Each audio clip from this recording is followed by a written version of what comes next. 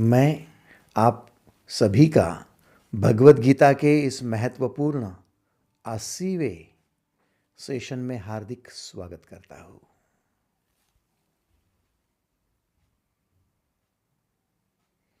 दो शब्द हमें बड़े आकर्षित करते हैं, एक चरित्र, दूसरा त्रिकालदर्शित्व।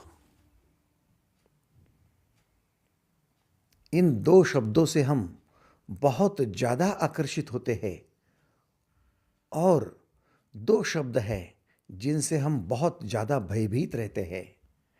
पहला है मृत्यु और दूसरा है काल।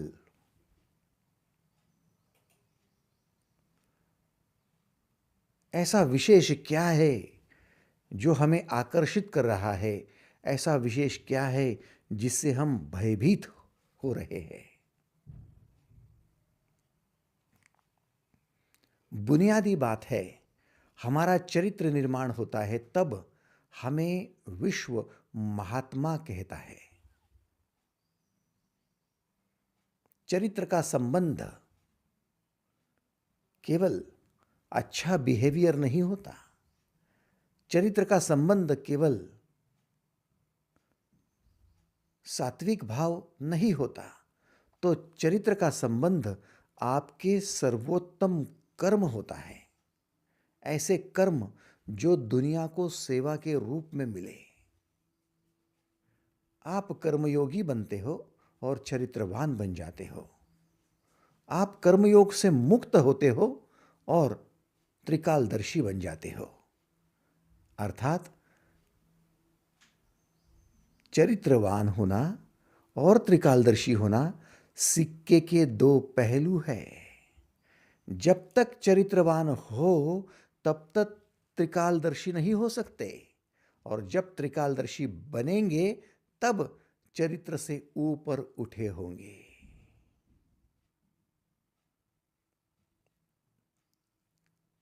इसीलिए तो बड़ा आश्चर्य होता है कि कोई महान व्यक्ति जैसे मदर टेरेसा है, कोई महान व्यक्ति जैसे महात्मा गांधी है, वे त्रिकालदर्शी नहीं थे। चरित्र तो उनका खूब था, लेकिन भगवान बुद्ध जो चरित्र से ऊपर उठे, त्रिकालदर्शी बन गए। इन दो बातों को जो तत्व से समझ लेता है वह काल को समझ लेता है। और फिर जो व्यक्ति अपने त्रिकालदर्शित्व तक पहुंच जाता है वही केवल मृत्यु से और काल से भयभीत नहीं होता।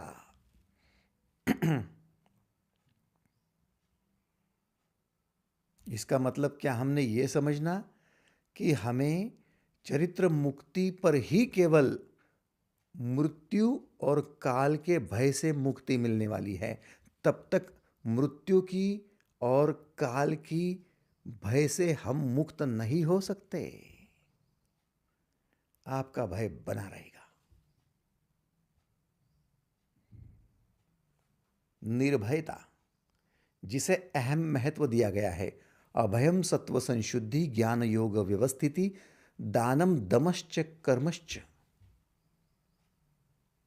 स्वाध्यायस्तपार्जवम। जब तक हम निर्भय नहीं होते तब तक हमें वो ब्रह्म ज्ञान नहीं हो सकता। हम ब्रह्मा को नहीं जान सकते। अभयम सत्व संशुद्धि ज्ञान योग व्यवस्थिति, जब तक हम पूर्णतः शुद्ध अंतःकरण से पूर्णतः उस महत्वपूर्ण तीनों लोक, तीनों काल, त्रिकाल, उसका ज्ञान नहीं ले लेते तब तक हम ब्रह्मा को नहीं जान सकते। आओ इस बात को, महत्वपूर्ण बात को समझ लेवे कि महाकाल क्या है, क्यों हम डर रहे हैं। त्रिकालदर्शी तो हमें मालूम है, तीनों काल का दर्शन होना, भूत वर्तमान और भविष्य। किस लिए? कि हम किसी का भविष्य पढ़े इसलिए नहीं। हम किसी का कुंडली निकालकर उसके दिए जीवन में क्या होने वाला है, उसका धन योग कैसा है, उसकी यात्रा का योग कैसा है, उसको किस प्रकार से पत्नी मिलने वाली है, विवाह योग कैसा है, इसके लिए नहीं। त्रिकालदर्शित्व क्यों है? अनित्य का बोध हो इसलिए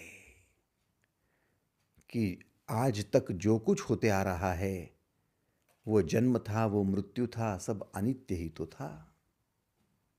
आज तक सुख मिला, दुख मिला, सब अनित्य तो था। आज तक आमदनी हुई, खर्चा हुआ, सब अनित्य था। मान हुआ, अपमान हुआ, सब अनित्य था। धूप छाव, दिन रात्रि, सब अनित्य था। सब चलायमान थे। था तो एक ही केवल शाश्वत, जिसे आत्मा कहा गया, ऊर्जा कहा गया। बाकी सब चलायमान था, अनित्य था। और हम उस आत्मा को छोड़कर बाकी सब में अटके रहे, सबको पकड़ने की चेष्टा करते रहे, सबसे भागने की चेष्टा करते रहे, जबकि वो चलायमान था, नित्य तो था ही नहीं। वर्तमान में देखो तो वैसा ही है, सब अनित्य है। और भविष्य में देखने जाओ तो वो भी वैसा ही है। तो इस विश्व में अनित्य का बोध होना त्रिकालदर्शित्व का सबसे बड़ा लक्षण है। और जो त्रिकालदर्शी हो जाता है, वही केवल आत्मा की उपासना कर सकता है, वही केवल आत्मा का साक्षात्कार कर सकता है, वही केवल ऊर्जा के उस महत्वपूर्ण स्थिति में पहुंच सकता है जहां परम धाम की प्राप्ति होती है और अचल स्थिति में शाश्वत पद पर आरूढ़ होने में उसका महात्मा पद, परमात्मा पद तक पहुंचा देता है। तो काल क्या है? काल हर एक अनित्य वस्तु की अदृश्य स्थिति है। ध्यान देना, हर एक वस्तु की, हर एक पदार्थ की अदृश्य स्थिति को काल कहा जाता है। उसे मृत्यु के नाम से आप जानते हो। और हर एक पदार्थ की, वस्तु की दृश्य स्थिति में, दिखने वाली स्थिति में उसका जन्म हो जाता है। जैसे दृश्य स्थिति में कुछ समय तक पदार्थ टिका रहता है, वह उसका जीवन होता है, वैसे ही मृत्यु की स्थिति में, जन्म के बाद जन्म से जुड़ी जीवन, वैसे ही मृत्यु के साथ मृत्यु से जुड़ा हुआ काल। कुछ समय तक दृश्य स्थिति में रहना जीवन है, तो कुछ समय तक अदृश्य स्थिति में रहना काल है।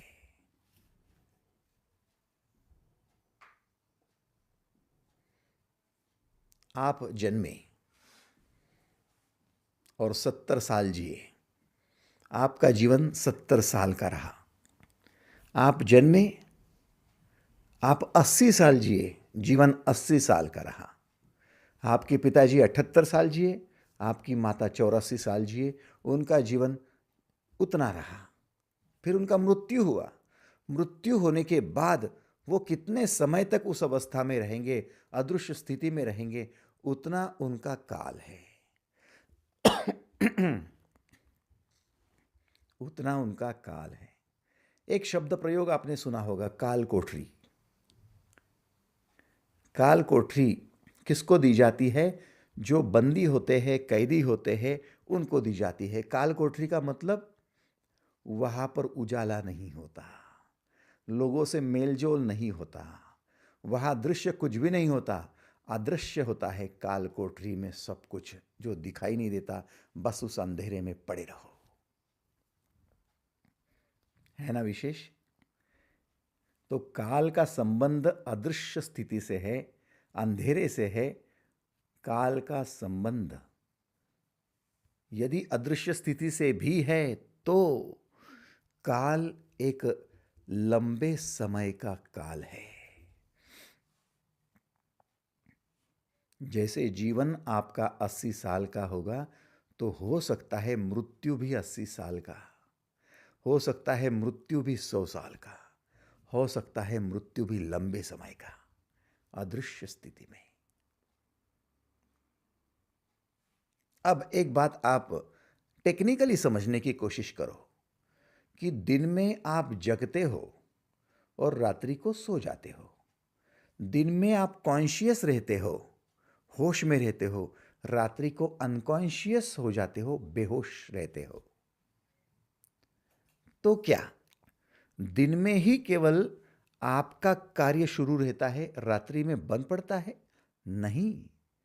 दिन में आप अपने दिमाग से काम करते हो, अपने शरीर से काम करते हो, रात्रि को शरीर भले सोया हो, आपका हाथ किसी ने उठाया और फिर धड़ाम से गिर जाएगा क्योंकि शरीर काम नहीं कर रहा, लेकिन आपका मन काम कर रहा है, सबकॉन्शियस काम कर रहा है, अनकॉन्शियस काम कर रहा है। क्या काम कर रहा है? दिन भर में जितने भी आपने कार्य किए हैं उन कार्य का प्रॉपरली स्टोरेज कर रहा है।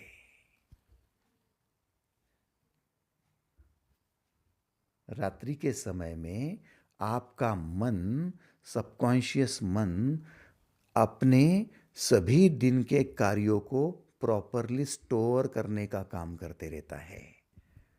साइंटिस्ट कहते हैं आपके न्यूरॉन्स रात्रि में चार्ज होना शुरू हो जाते हैं। दिन में जितना भी कार्य होता है उसका प्रॉपरली स्टोरेज रात्रि को। नंबर 2, आप दिन भर में जितना कुछ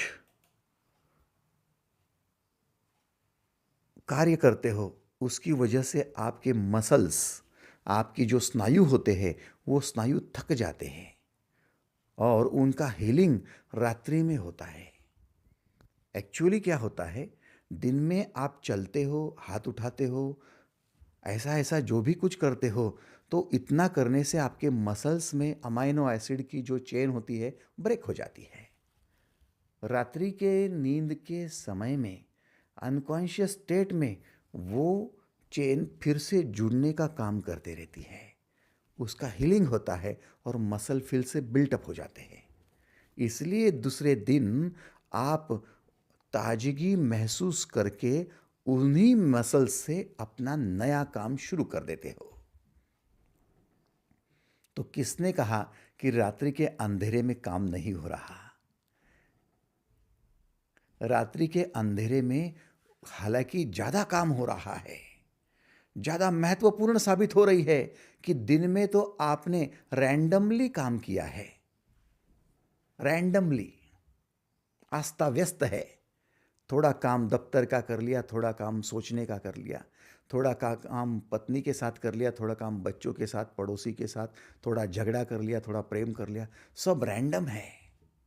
रात्रि को उनका स्टोरेज करना है, उसे कहते हैं हिसाब किताब। दिन में जिन प्रकार के भावों को आप व्यक्त करते रहे हैं उन प्रकार की भावनाओं का स्टोरेज रात्रि को मन में हो रहा है और मन का एक पोटेंशियल बन रहा है, मन का गुब्बारा बनते जा रहा है। ऐसा मत सोचो कि दिन में झगड़ा कर लिया आपने और रात्रि को खत्म हो जाएगा। दिन के झगड़े में जितने समय तक आपने क्रोध का भाव जन्मा है, निर्माण किया है, उनका प्रॉपर स्टोरेज रात्रि के समय आपके मन में हो रहा है। वही भाव आपके मन में इकट्ठा होकर आप क्रोधित स्वभाव के हो रहे हो। समझने की चेष्टा करो। दिन में आपने किसी व्यक्ति को, जो व्यक्ति अपाहिज है, पैर से एक लंगड़ा है, और उसको मदद कर दिया आपने, आप चले गए, आपको क्या लगा कि आपने केवल मदद कर दी और चले गए। रात्रि को नींद में आपके मन में जो दया निर्माण हुई थी उसका स्टोरेज हो रहा है। दिन में आपने भयभीत होकर किसी के साथ में गलत व्यवहार कर दिया, षड्यंत्र रचा, और दिन भर वो विचार चलता रहा, दिन भर वो काम करते रहे, तो रात्रि को भय असुरक्षितता, ये आपके मन में स्टोर होती रहेगी और उसका गुब्बारा बनेगा, वो एक पोटेंशियल बन जाएगा। मन का फैलाव है। और ये जो भाव आप रात्रि को निर्माण कर रहे हो, ये भाव आपका स्वभाव बनता है और दूसरे दिन उसी से आप कार्यकलाप करते हो। आपको क्या लगा कि इधर कर्म किया उधर काम हो गया? नहीं, थोड़ा नींद में जाओ फिर काम होगा। इसलिए तो दिन में जो काम किया उसको दिन में ही सुधार लिया ना, तो रात्रि को फिर पोटेंशियल बदल जाता है। ध्यान देना थोड़ा, मैं आपको शांति से समझा रहा हूं। दिन में यदि आपने पत्नी पर संशय कर लिया और दिन में ही नींद से पहले दिन में ही आपने श्रद्धापूर्वक माफी मांगकर आपने अपना काम फिर से व्यवस्थित कर लिया और गलती क्षमा मांगकर सुधार ली, तो उसका पोटेंशियल यदि अच्छा बन गया, बड़ा बन गया, तो फिर रात्रि को आप श्रद्धा के भाव को अपने भीतर बढ़ाना शुरू कर दोगे। फिर आपके भाव में, स्वभाव में श्रद्धा पनपेगी, संशय नहीं। लेकिन संशय लेकर सोएंगे तो फिर वो संशय पनपता रहेगा और आप संदेह पूर्ण आदमी बन जाओगे। तो नींद को कितना महत्व है देखो। मामूली समझते हो क्या नींद को? इसलिए तो जिस रात्रि को नींद ठीक से नहीं होती है, उस रात्रि के बाद दूसरे दिन आप परेशान दिखाई देते हो। ना कि आपके मसल्स में अमाइनो एसिड की चेन का हीलिंग हुआ है, कनेक्शन हुआ है, नहीं आपके ब्रेन में न्यूरॉन्स में प्रॉपरली चार्जिंग हुआ है, नहीं आपके मन में पोटेंशियल एक अच्छा निर्माण हुआ है। रात्रि बड़ी महत्वपूर्ण है। अव्यक्त अवस्था, अदृश्य अवस्था, अंधेरे की अवस्था बड़ी ही मायने रखती है। ध्यान देना।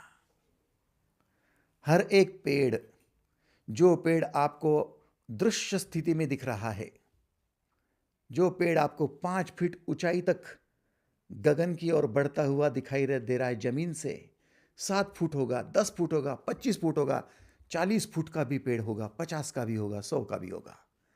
आपको जितना पेड़ ऊपर दृश्य स्थिति में दिख रहा है, उसकी जड़ें जमीन में गहराई में अदृश्य में उतनी ही लंबी फैली हुई है, उससे ज्यादा फैली हुई है, काउंटर बैलेंस कर रही है। 10 फुट यदि आपका पेड़ ऊपर है तो 15 फुट तो जड़ें होगी ही होगी। 1.5 गुना तो लगना ही है। काउंटर बैलेंस कौन करेगा? उसको तोलेगा कौन? उसको संभालेगा कौन? सोच रहे हो आप? समझ रहे हो?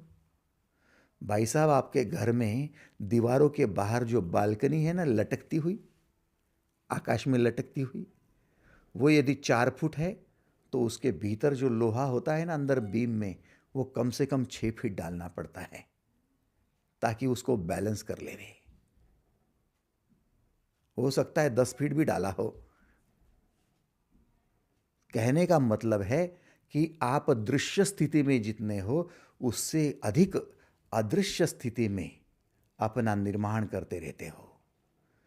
तो जैसे मैं आपको टेक्निकली बता रहा था कि नींद में क्या हो रहा है, तो आप समझ लीजिए इस जीवन काल को समाप्त करने के बाद में मृत्यु काल में जब एंट्री करोगे तो उसमें क्या होगा। आपको क्या लगा? इधर फांसी ले ली, मर गए, और उधर जिंदा हो गए?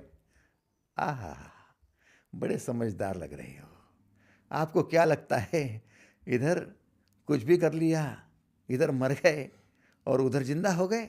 नहीं नहीं, जैसे दिन का लेखा जोखा रात्रि में हो रहा है और वो स्वभाव लेकर दूसरे दिन आप काम कर रहे हो, उससे परे नहीं जा सकते। ये कर्म का सिद्धांत है कि कल किया हुआ कर्म आज स्वभाव बनकर आया है और अगला कर्म करने के लिए मजबूर कर रहा है। कल शराब पी थी, जुआ खेला था, रात्रि की नींद में वही स्टोरेज हो गया, न्यूरॉन वैसे ही चार्ज हो गए, वैसे ही मन में वही फोकट में कमाने की, मुफ्त में बटोरने की जो कुछ इच्छा निर्माण हो गई वो दूसरे दिन जुआ खेलने के लिए आपको मजबूर कर देगी। किसी ने आपको नहीं भी कहा तो आप जुआ खेलने बैठ ही जाओगे, स्वभाव बन गया आपका। और ये दिनों दिनों तक चलता है सर जी, तो ये वृत्तियां बन जाती है, फिर आपको कोई नहीं निकाल सकता। ये वृत्तियां ही वैसी हो गई है, सघन वृत्ति हो गई है।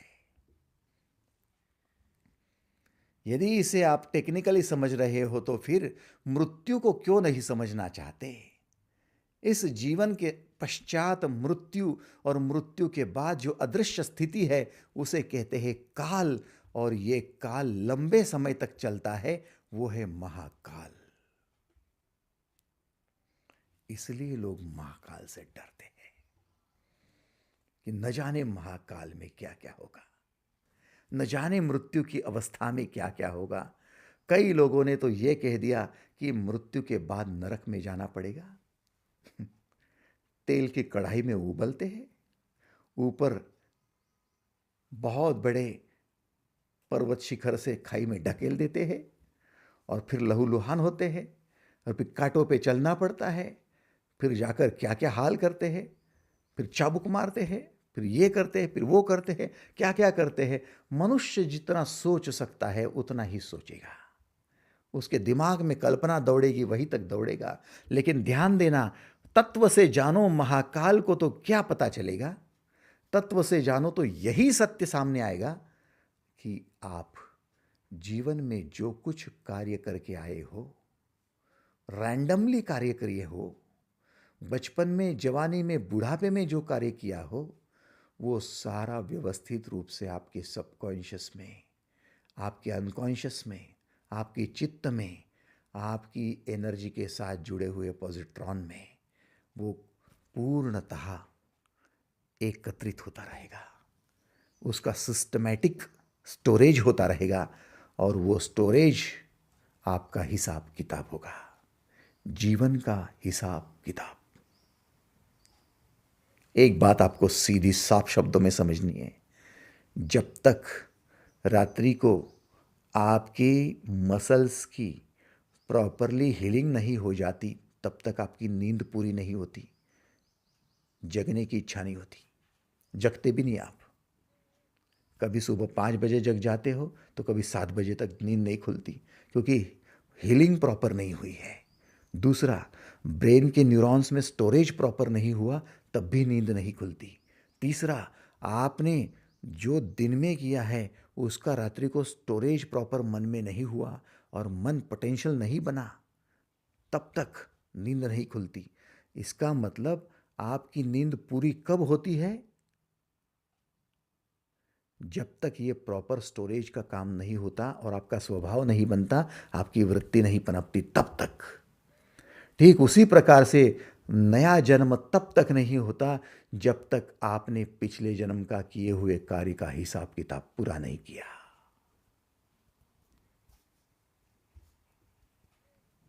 ये महाकाल है मेरे भाई। आपने ये मत सोच लेना कि आपके लिए किसी सम्राट का घर खुला है और वहाँ पर जाकर आपने नए गर्भ में नए प्रवेश कर देना है। इम्पॉसिबल है, ऐसा तो नहीं होगा।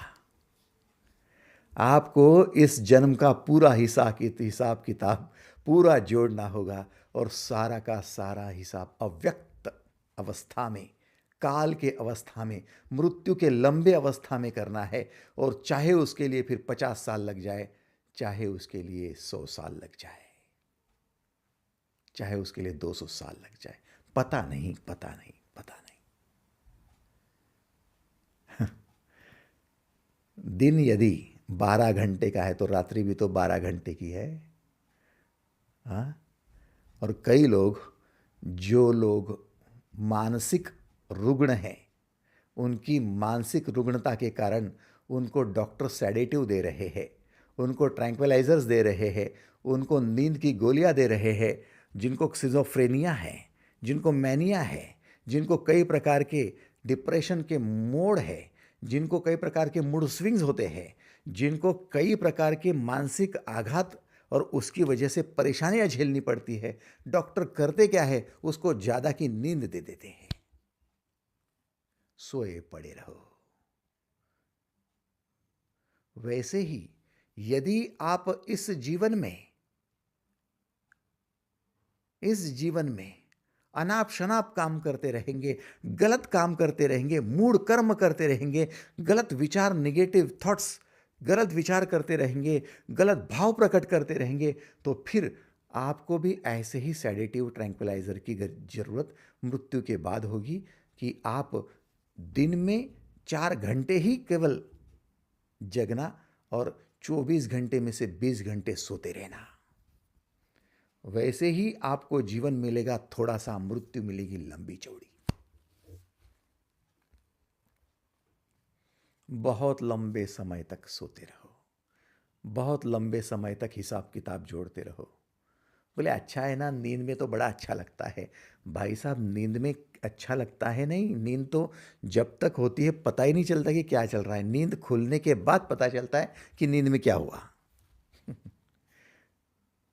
नींद में क्या हुआ, ये दूसरे दिन जब काम करने जाते हैं और मजबूरी से हमसे कोई करवा रहा है, ऐसा हमें लगता है, तब पता चलता है कि हमें ये क्या मजबूरी है।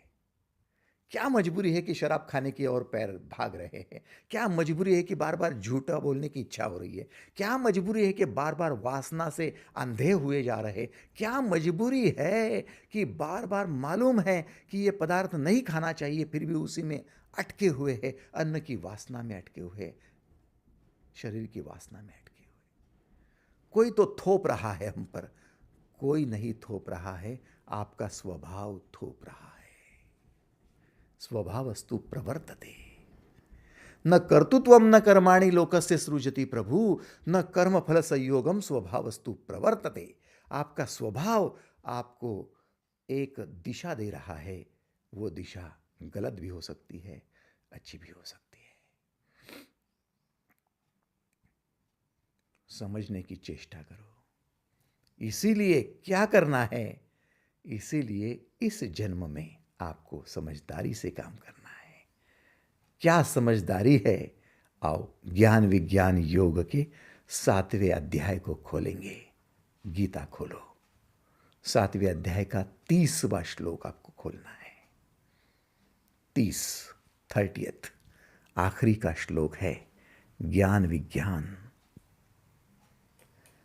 साधिभूता अधिदैवम माम साधि यज्ञम च ये विदुः प्रयाण कालेपि च माम ते विदुर्युक्त चेतसः।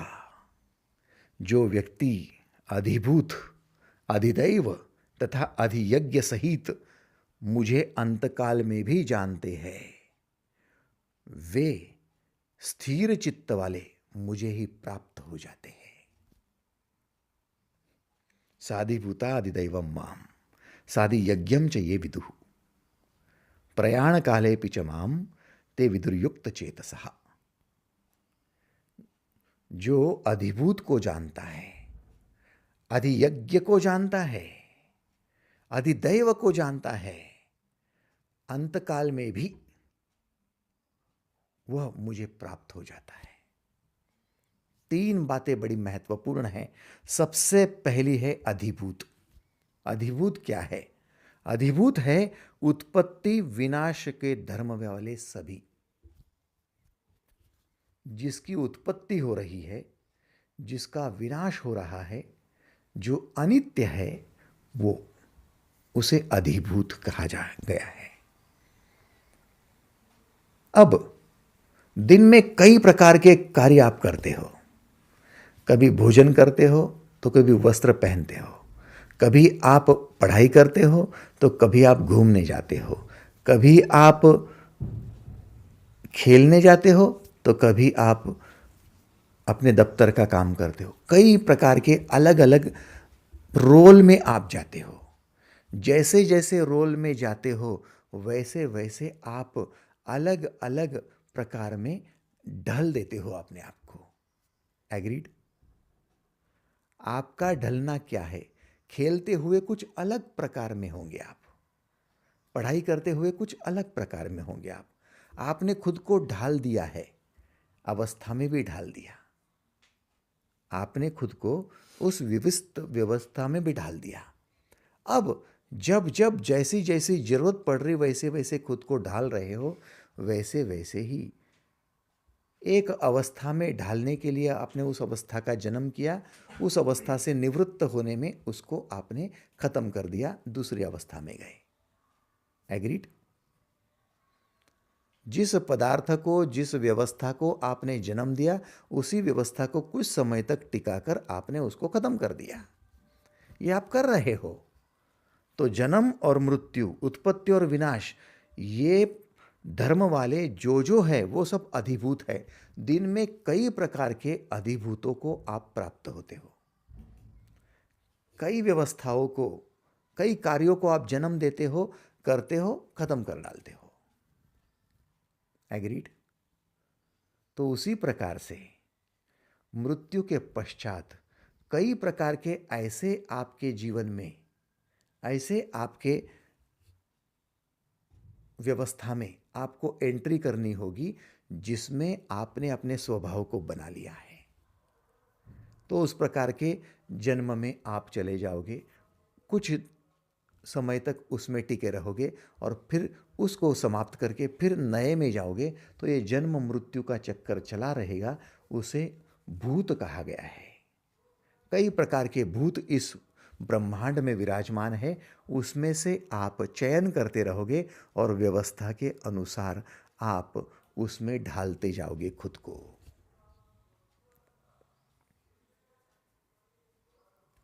है ना? थोड़ा सोचिए तो सही। कल दिन भर आपने केवल विचार किया कि मुझे खाना है, भोजन करना है। आपने खा लिया, नहीं और खाना है, और खा लिया, नहीं और खाना है।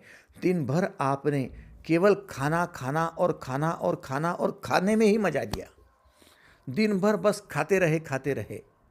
अब आपके शरीर से खाने का काम हुआ है, आपके विचारों में भी भोजन का काम हुआ है, आपके मन को भी खाने में तृप्ति मिली है। तो रात्रि का स्टोरेज क्या हो गया?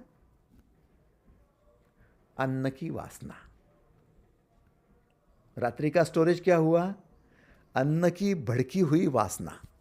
और ये भड़की हुई वासना को, रात्रि को जो आप स्टोर कर रहे हो, आपके ब्रेन के न्यूरॉन में भी कर रहे हो, आपके मन में भी कर रहे हो, और मन का गुब्बारा बन रहा है अन्न की वासना में। और ये लगातार लंबे समय तक चलता रहा। आप पेटूराम बनकर खाते रहे खाते रहे खाते रहे। तो आपके स्वभाव में आया खाना, आपकी वृत्तियों में क्या आएगा? खाना। अन्न की वासना और वासना की वृत्ति आप में इतनी जोर पकड़ लेगी कि मृत्यु के पश्चात जब आपका लेखा जोखा होगा, जब भी आपका एक सबसे बड़ा स्टोरेज होगा, वो है वृत्ति का वासना, अन्न की वासना।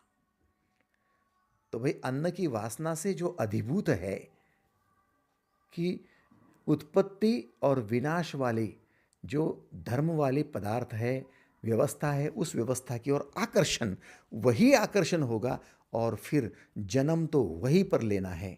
तो मनुष्य तो दिन भर खाने से रहा, इतना तो नहीं खा सकता। फिर सबसे ज्यादा कौन खाता है? भाई सबसे ज्यादा तो सूअर खाता है।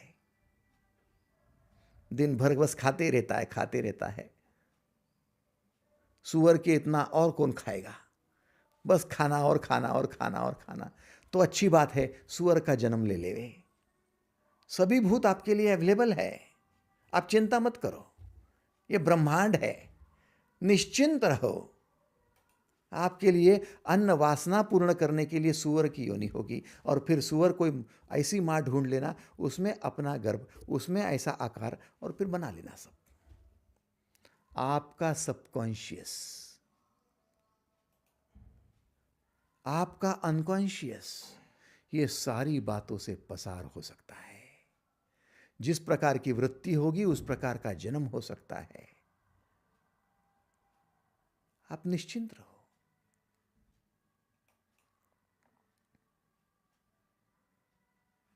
तो इसके परे भी जा सकते हो।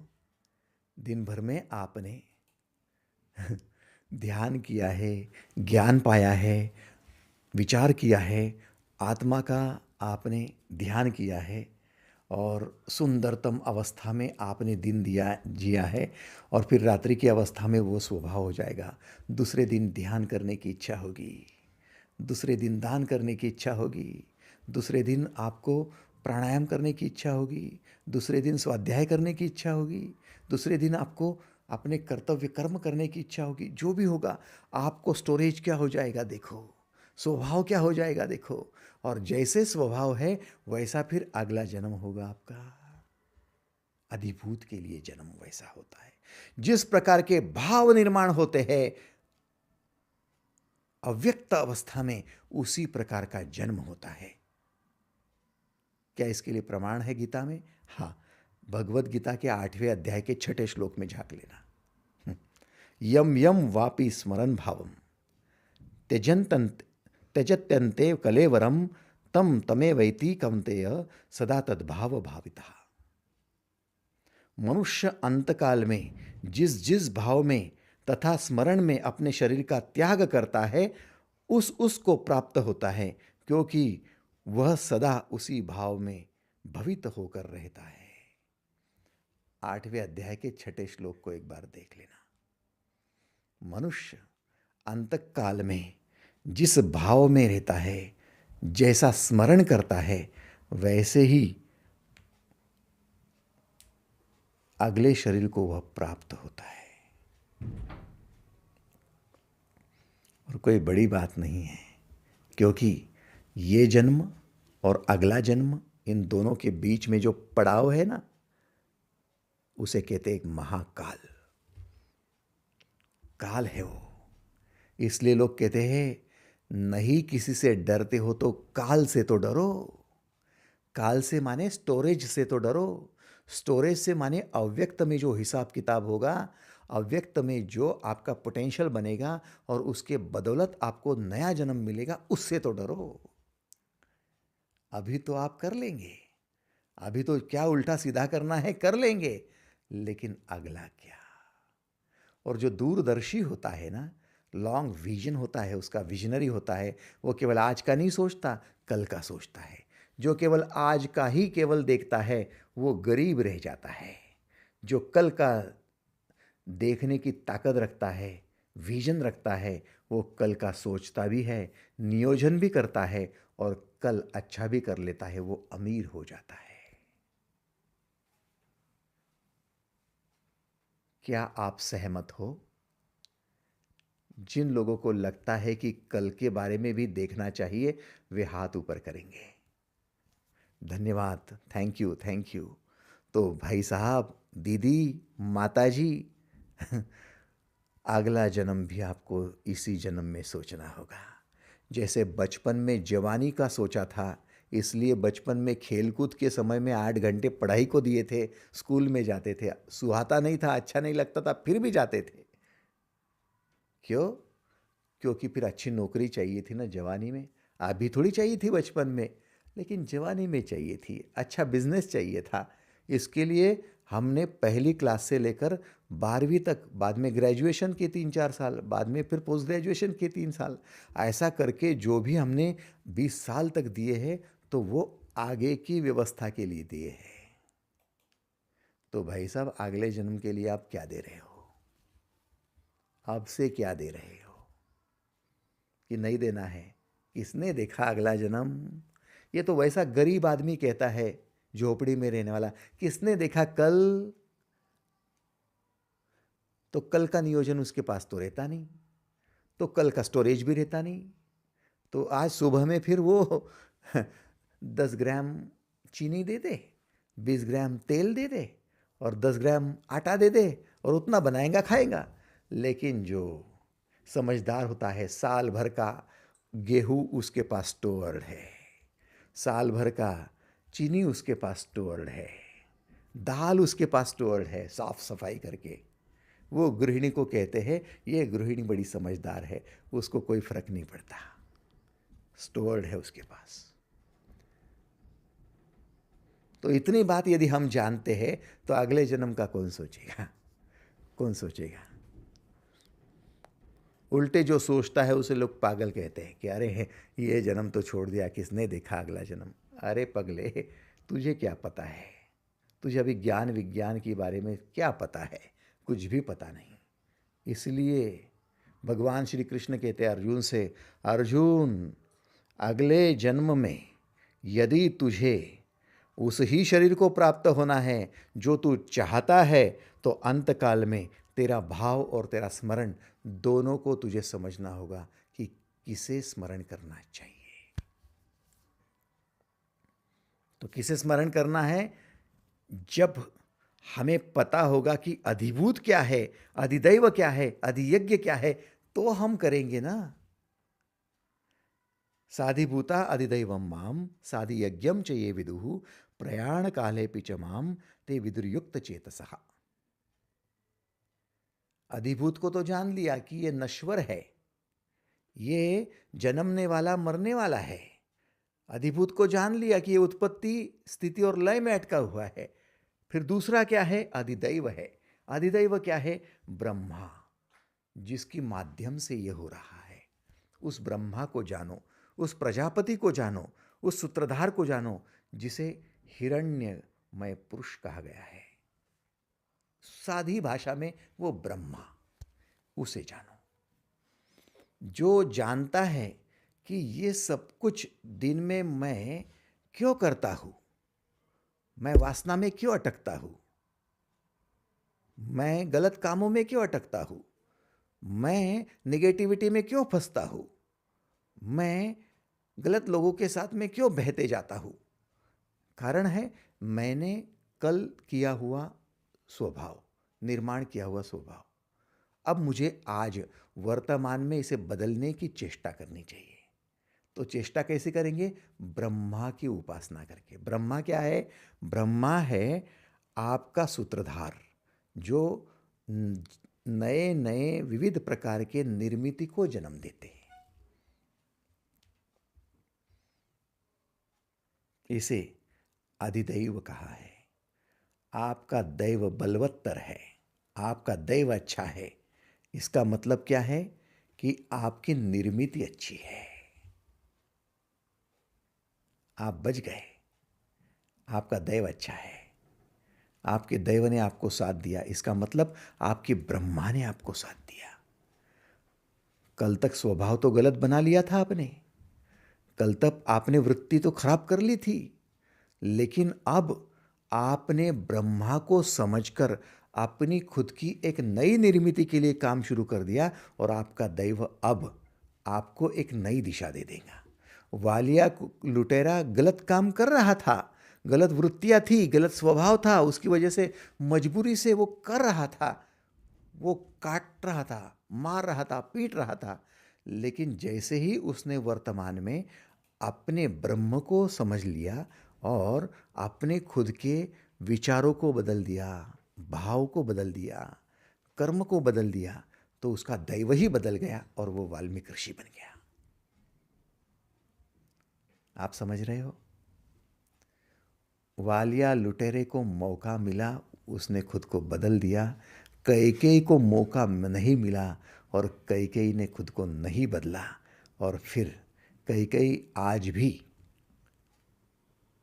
चरित्र से अपने हाथ धो बैठी, चरित्र निर्माण नहीं कर पाई, जबकि वालिया लुटेरे ने अपना चरित्र भी निर्माण कर लिया और त्रिकालदर्शी बनकर अपने स्वयं को परमात्मा तक पहुंचवा भी दिया।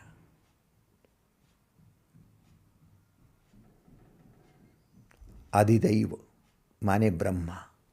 आप पूजन करो तो ब्रह्मा का पूजन करो। आप अधिभूत भूतों का पूजन करना बंद कर दो। भूतों का पूजन कैसे होता है? इसके पास पैसा आया, मैं भी पैसा कमाऊंगा। इसकी सुंदर पत्नी है, मैं भी एक सुंदरी लाऊंगा। रावण ने किया ही ना। इसने धोखाधड़ी करके, भ्रष्टाचार करके माया जमा की है, मैं भी वैसा करूंगा। अधिभूतों में अटके हुए लोग हैं, लेकिन अधिदैव में जो लोग रस लेते हैं, वो अपनी निर्मिति करने में, ब्रह्मा बनने में रस लेते हैं। आपके पास वो भी सुविधा है।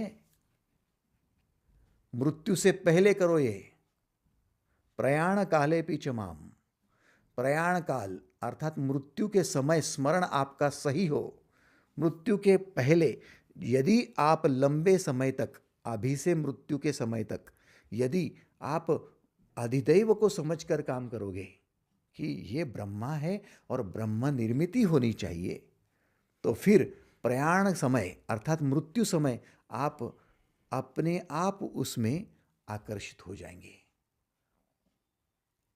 अन्यथा मृत्यु के समय में थोड़ी होश, थोड़ा होश, थोड़ी बेहोशी, ऐसी अवस्था आ जाती है। 98% लोग तो बेहोशी में ही मर जाते हैं।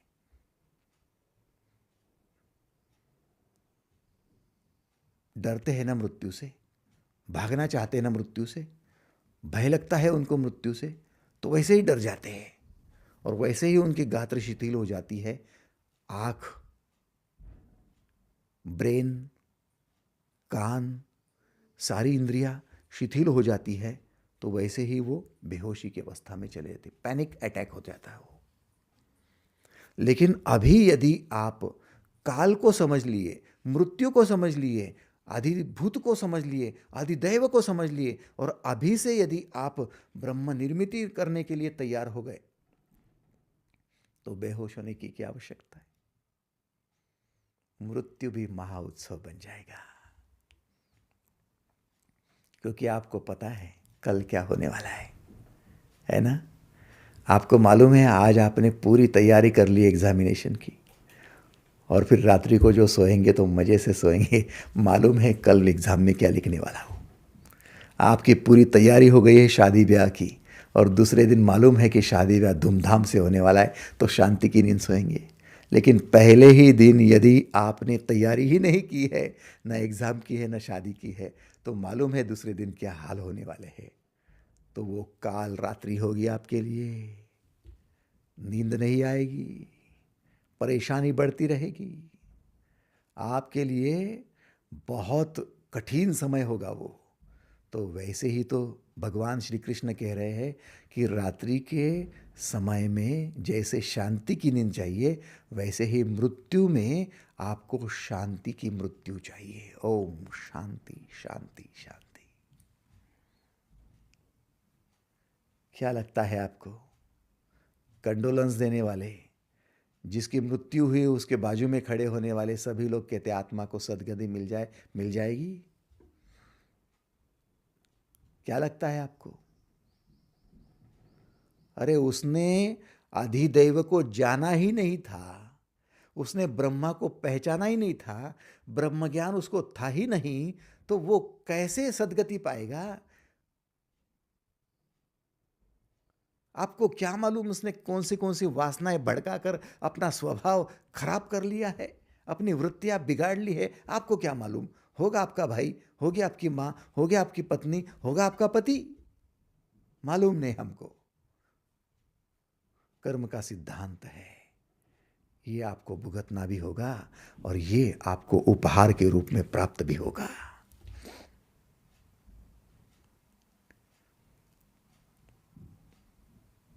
जीवन के बारे में सोचने वालों, महाकाल के बारे में सोचना भी है।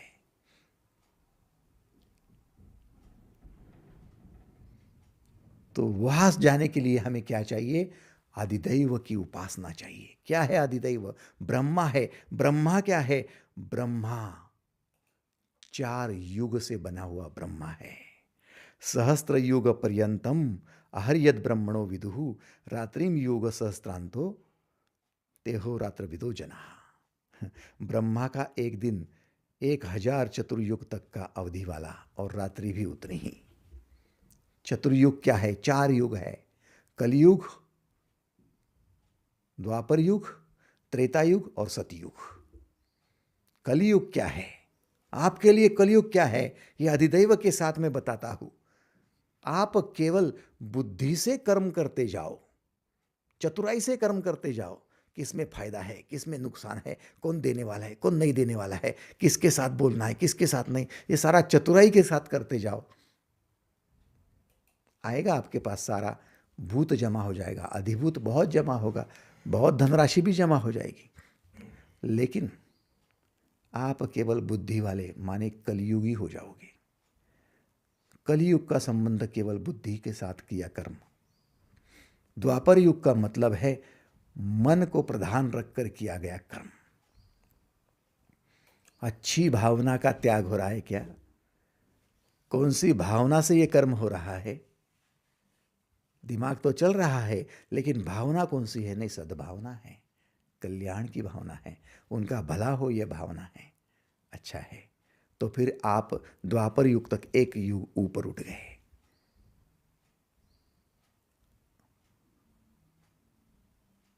उसके भी परे वृत्तियों में यदि आप एंट्री करोगे, और वृत्ति कौन सी है, उस वृत्ति को जांच कर समझ कर जागृति से, जागरण के साथ में आप कर्म करोगे। जिस समय आपकी खराब वृत्ति ऊपर मुंह निकाल रही है, तब यदि आपने ध्यान दिया ना, तो वो वृत्ति अपने आप शांत हो जाती है। ये कैसे? अरे भाई साहब, सीधी बात है, आप टेबल पर बैठे हो, कुर्सी पर बैठे, और बैठे बैठे पैर हिला रहे हो। आपको आदत है पैर हिलाने की। क्यों आदत है? नहीं, बोले मेरा स्वभाव वैसा हो गया। अरे नहीं, मैं बचपन से ही हिलाते आया, बैठे बैठे पैर हिल जाते हैं मेरे। तो फिर ये वृत्ति है मेरी। अच्छा, तो फिर पैर हिलते हिलते हिलते किसी ने आपको अगवा कर दिया है, पैर क्यों हिला रहे? चलते हुए पैर हिलना चाहिए, लेकिन बैठे बैठे क्यों हिला रहे हो? Oh sorry. जैसे ही ध्यान गया वैसे पैर हिलना बंद। इसका मतलब वृत्ति पर कंट्रोल करने वाला कौन है? आपका होश, आपका अवेयरनेस, आपका कॉन्शियस। चाहे बचपन की आदत हो आपको, कुछ लोगों को नाखून ऐसे तोड़ने की आदत होती है, नाखून तोड़ते रहते, मुंह में उंगली डालकर तोड़ते रहते, वृत्ति है उसकी, वो कई साल तक चल रहा है। और फिर ध्यान में आ गया, ए क्या कर रहे हो? ओ सॉरी सॉरी, हाथ नीचे। जैसे ही आपका कॉन्शियस, आपका होश, आपकी चेतना आप में बीच में इंटरफेयर करती है, तो वृत्ति शांत हो जाती है, स्थिर वृत्ति शांत हो जाती है। तो आपकी जो खराब वाली वृत्ति होंगी वो शांत हो जाएगी। फिर आप अपनी अच्छी वाली वृत्ति जब निकालेंगे, उसके साथ कर्म कर लेना। वो हो गया आपका त्रेता युग। आप समझ रहे हो? कैकेयी की कोई ना कोई तो ऐसी वृत्ति रही होंगी कि वो मंथरा के झांसे में आ गई। अब तक दबी थी, कैकेयी के पैर हिल रहे थे, हिल रहे थे, हिल रहे थे, और मंथरा वो पैर ज्यादा हिला रही थी।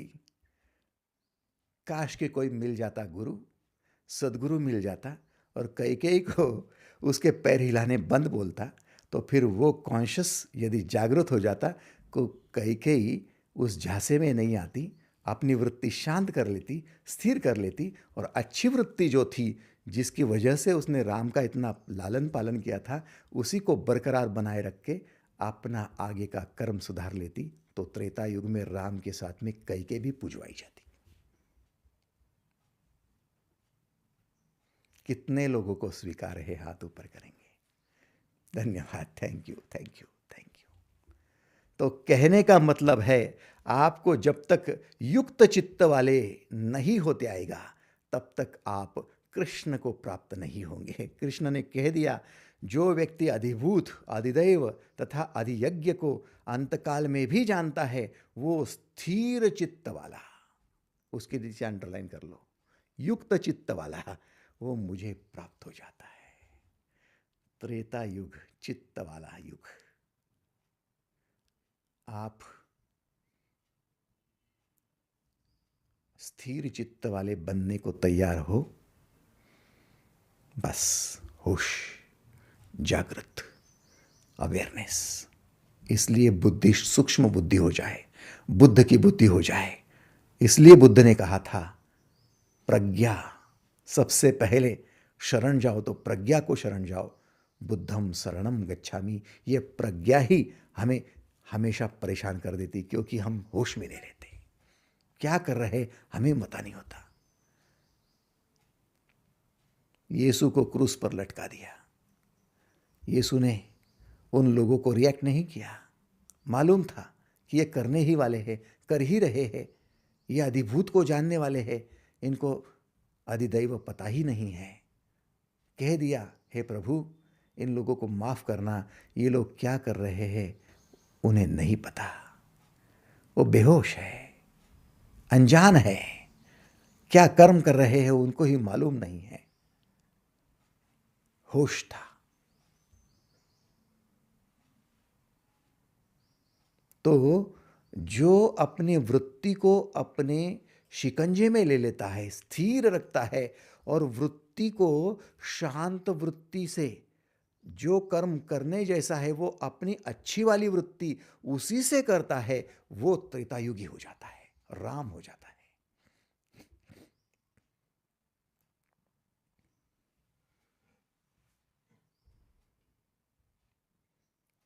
विशेष बात है। और एक बात सबको फिर से बता दूं मैं कि कोई भी व्यक्ति ऐसा नहीं है कि उसमें बुरी ही वृत्तियां पनप रही है, उसमें ईश्वरीय वृत्ति भी उतनी ही है। परसेंट में हमने बढ़ा ली है अपनी वृत्तियां और बार बार हम एक्सपोजर दे रहे हैं बुरी वृत्तियों को। ये हमारी दिक्कत है तो आप में सब, लेकिन आदत कौन सी डाल दी है? बार बार पैर हिलाने की, बार बार नाखून खाने की, बार बार हाथ बालों में घुमाने की, बार बार दांत चबाने की। ये जो वृत्तियां है ना, ये वृत्तियां वैसी ही वृत्तियां है बार बार वासना की तरफ दौड़ने की, बार बार कुछ भी अनाप शनाप खाने की, बार बार शराब पीने की, बार बार गलत काम करने की, भ्रष्टाचार करने की। ये सारी क्या है? नाखून खाने जैसी वृत्तियां है, पैर हिलाने जैसी वृत्तियां है। इन वृत्तियों के साथ में आपके पास एक दया की वृत्ति भी तो है, प्रेम की वृत्ति भी तो है। वही तो बदलाव कर दिया था वालिया लुटेरे की उन वृत्ति को जगह ये जो वृत्ति है उनको एक्सपोजर देने का काम कर दिया था। वो तो सदगुरु थे, नारद मुनि थे। सदगुरु मेरा सूरमा करे शब्द की चोट, मारे गोला प्रेम से हरे ब्रह्म की खोट। सारे चित्त भ्रम को दूर करने वाला कोई सदगुरु विरला होता है।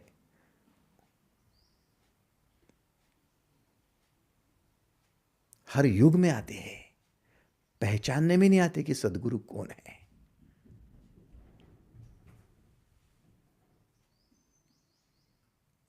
तो जैसे ही आप त्रेता युग में एंट्री कर जाते हो, आगे आपके लिए बस एक ही बचता है, सतयुग।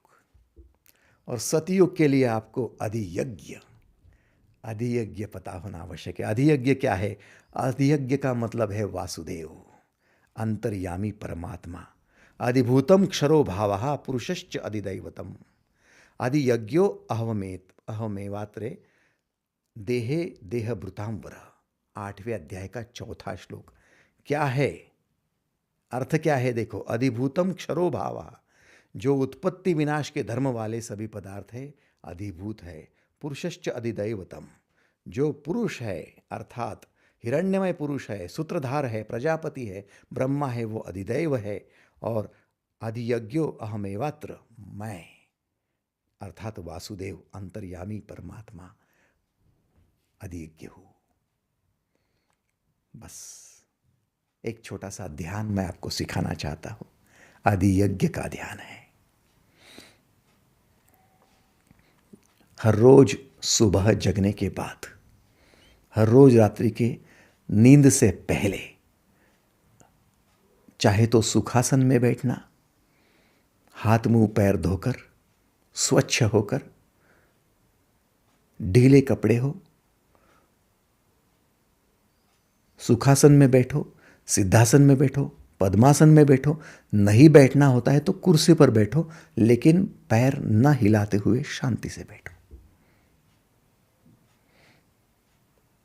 इसलिए बता रहा हूं कि पैर हिलते हैं तो ब्रेन हिलता है, हाथ हिलते हैं तो ब्रेन हिलता है। इसलिए जब भी आप चलते हो ना, तो ऐसे ऐसे हाथ आगे पीछे करते हो, तो जैसे लेफ्ट राइट होता है, तो वैसे ब्रेन भी लेफ्ट वाला राइट वाला वो चलायमान हो जाता है। लेकिन जो मतिमंद होता है ना, वो हाथ नहीं हिलाता, ऐसे के ऐसे चलता है। तो उसके हाथ नहीं हिलते, इसलिए दिमाग भी नहीं हिलता, इसलिए वो मतिमंद रह जाता है, गतिमंद रह जाता है। तो कहने का मतलब है आपका दिमाग अब हिले नहीं, आप पैरों से शांत हो जाओ। हाथों की इस प्रकार की अंगूठे से पहली वाली उंगली, बची हुई उंगलियां सीधी ज्ञान मुद्रा कर लेना, आंखें बंद कर लेना, स्थिर शांत मेरुदंड को सीधा भूमि के साथ 90 डिग्री में सीधा बैठ जाना।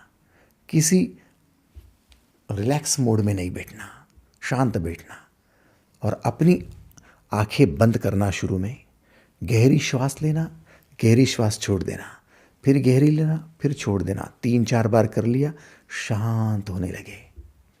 फिर अपनी आंखों की पुतलियां ऊपर छोटी में ले जाने की कोशिश करना। मस्तिष्क पर आपकी आंखों की पुतलियां होने की चेष्टा है। जैसे कि आप ऊपर सर के ऊपर कोई आपने टोकरी रख दी है, कुछ पदार्थ रख दिया और उसको देख रहे हो, इस प्रकार से आपकी आंखें ऊपर, बीच बीच में कभी चालू होंगी कभी बंद होगी। आप चिंता मत करो, बस वही देखने की चेष्टा करो। मस्तिष्क में ध्यान होगा और वही ध्यान करते हुए गहराई में श्वास लेकर फिर श्वास छोड़ते हुए ओंकार का ध्वनि है। जैसे गहरी श्वास है,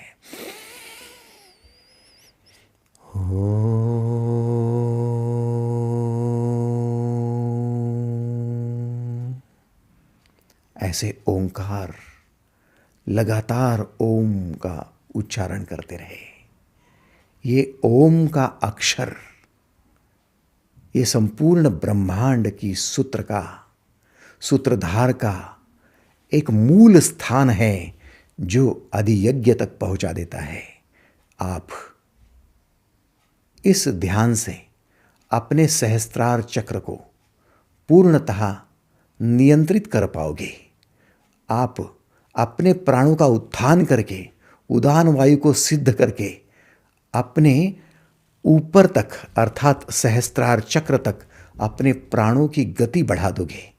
और यही यदि अभ्यास आपके साथ में रहा तो मृत्यु के समय आप इस सहस्त्रार चक्र से अपनी प्राणों का उत्थान करके समाधि को भी प्राप्त कर पाओगे। इसीलिए आपको चाहिए कि आप अधियज्ञ का ये महत्वपूर्ण ध्यान सीख लेवे। धीरे धीरे ध्यान में बढ़ोतरी होगी और आपका कल्याण होगा। आज के लिए बस इतना ही। धन्यवाद।